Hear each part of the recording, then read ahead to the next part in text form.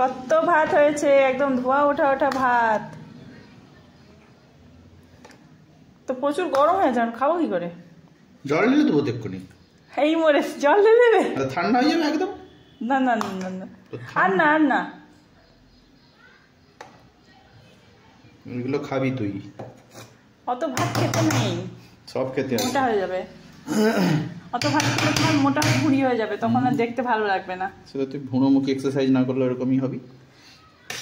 Exercise করলেও একটু কম ভাত খেতে হয়, সবজি টবজি অনেক বেশি খাও, কিন্তু ভাত কম খেতে হয়, নাহলে ওরকম মোটা হতে থাকবে।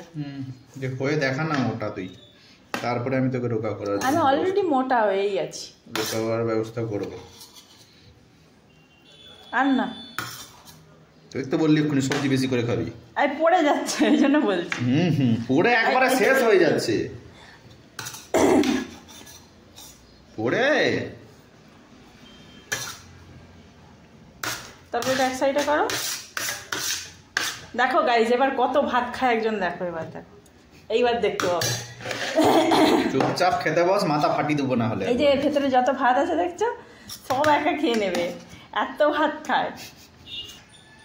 আমি এগুলোই খাবো, আর বেশি খাবো না। আরো ভাত খায়। এটা দেখালো না গাইস, এটা এখন হাইড করে গেল, এরপরে তো আমি ভিডিও অফ করে দিচ্ছি, এটা বসে যাবো, সে কারণে এটা দেখালো না। অ্যাকচুয়ালি তুই খাস ওটা, ওটা আমার নামে চাপাচ্ছিস। মোটে না, আমাকে দেখে লোক বুঝতে পারে না আমি কতটা খাই কি না খাই। কাউকে কিছু বোঝা যায়নি। কে বলেছে বোঝা যায়নি? দেখে যদি সব বোঝা যেত, সব বোঝা যায়।